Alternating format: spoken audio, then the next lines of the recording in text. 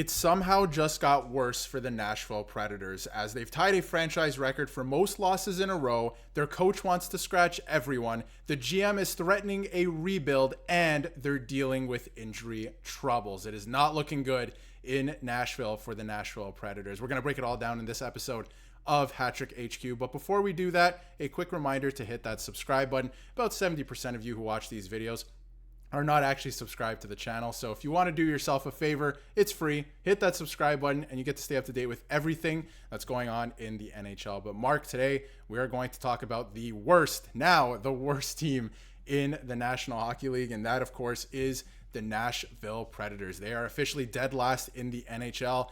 They do at times seem beyond saving. We'll try and get some answers today and see if we can figure out maybe how we would save this team. But, Barry Trotz is now threatening to kind of blow it up, start a rebuild.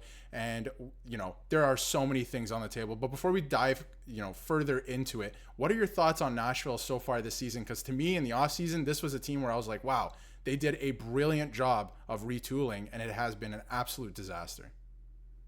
See, looking at Nashville going into this year, this was a team that made the playoffs, made a good fight against the Vancouver Canucks in the first round. They added faces like Brady Shea. They added Steven Stamkos, Marchessault. This team looked like it was on its way to become a contender or someone that's looking in the hunt to make it to the Stanley Cup Finals. And what they've done has been the complete opposite. They went from a team that was going to compete for the Stanley Cup to the worst team in the NHL after dishing out all this money to other teams. And it's a really weird spot. Since you add all this personnel, if it's not working, where do you really go from here?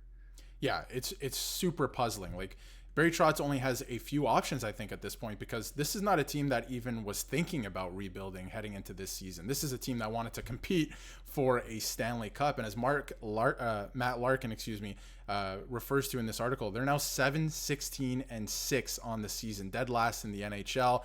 They have a 2.5% chance of even making the playoffs at this point. It's no longer too early in the season, right? Like, you got to start looking at these stats as face value, and this is what this team is, and it's been a disaster. Their December has been even worse than their November so far. They're having trouble scoring. They're having trouble defending. The goaltending, I wouldn't say, is a huge issue, but it also hasn't been great. And we're going to get to the goaltending a bit later as well. But they're also dealing with some injury troubles as well. Obviously, Roman Josi is out or dealing with some injuries as well. So they've had a tough go, but they still have a lot of firepower in the lineup, and it begs the question, what do they do next? And now there's been a lot made out of, there's a lot of trade rumors flying around. It could be Ryan O'Reilly, it could be Jonathan Marchessault. There's a couple contracts on this team that people are throwing around some names that I think are untradeable, really. But there's certain guys like Tommy Novak and Ryan O'Reilly, and I have an opinion on this we'll get to in a second. But Mark, what do you think about, making trades, actually starting a rebuild? Is that even an option for this team at this point? Looking at Ryan O'Reilly, he has known what it's like to be on one of the worst teams in the NHL and then winning the Stanley Cup. He did it with the St. Louis Blues just 5 or 6 years ago.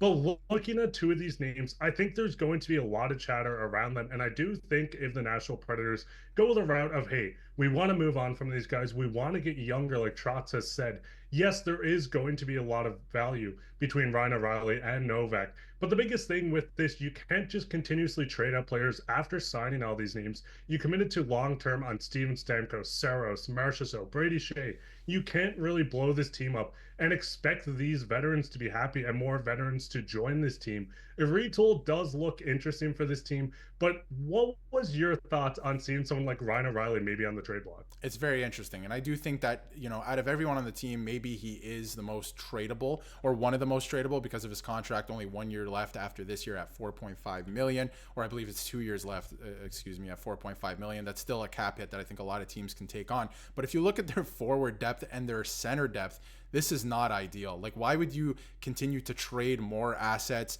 that you already have in the lineup and, younger players? We'll get to that in just a second too. But why would you trade a guy like Ryan O'Reilly when you already only have two centers and they're not even really first line centers, right? If you match up against other teams in the league. And now Steven Stamkos has even moved over from the left wing back to the center position where, he moved to the wing a couple years ago in Tampa. So they're really desperate at this point. I'm not sure, Ryan O'Reilly is the guy you want to move. I think you have to, unfortunately, ride it out at this point. You've made your bed, and they had a lot of younger players players and some young talent that they moved out to make way for some of these guys as well. And one guy I want to point out specifically is one guy they just traded to the Pittsburgh Penguins, and that's Philip Tomasino, who now has 3 goals in his last 4 games, or 5 games, excuse me, in Pittsburgh, and he's rolling now that he got to Pittsburgh. I mean, this is a guy, you know, we mentioned on the channel before, probably just needed a change of scenery. That's exactly what he got in going to Pittsburgh, and it's worked out for him there, but it just looks bad on the Nashville Predators. Yeah, I mean, looking at this team, Trotz has moved out some questionable pieces. I mean, this being the first one, he wants to get younger, he wants to get faster, and he moved out that exact player. I think going into this, before we recorded, he would be 7th on this team in goals, and that is in 17 less games than the 6th place guy. This team is weird, moving out Fabro, who would fit on this team right now while dealing with injuries. It's going to get interesting, and I know a lot of people have talked about, hey, what about a coaching change? But Barry Trotz has been notorious for going out as a former coach and saying the coach gets too much of the blame in situations. We've seen Nashville really hold on to their head coaches and not looking at firing them. So unless management, his higher ups, come down and say, hey, we paid $100 million to players this year, we can't continue this, I can't see a coaching change happen, and that's where things get tricky.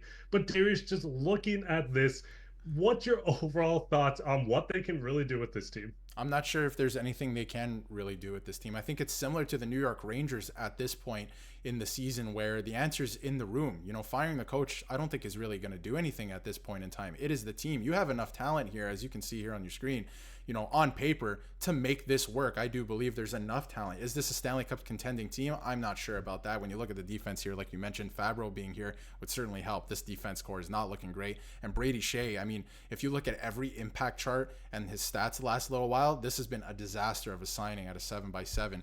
He's at the bottom of almost every impact chart, and he's having a horrendous season so far. But they're also having, we'll get to the goaltending in a second, a terrible time scoring. They locked up almost $14 million in Stamkos and Marchessault this summer. And when you look at that on paper, you're like, wow, the Predators are going to take an enormous leap forward.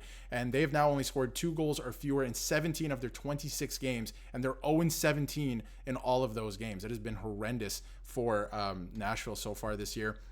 And in terms of 5-on-5 play, not even the power play, which hasn't been going either, Rasmus Sandin, a defenseman with the Washington Capitals, has actually to this point been on the ice for more 5-on-5 goals than the entire Nashville Predators team. So that tells you exactly where they are as a team. They are in tough. I want to touch on the defense and the goaltending as well, Mark, and your thoughts on that, because they made some, you know, shuffling moves earlier this season as well, because they also had Askarov, which we know the whole story of that going back to last season. They moved him out. Now they have Annunen in net. Nothing's really changed. What are your thoughts on that whole saga as well? See, it gets weird because they moved out Wedgwood to get a younger goaltender in Annunen, but why not keep one of the best goalie prospects in the NHL in Askarov if you were looking to have a young backup?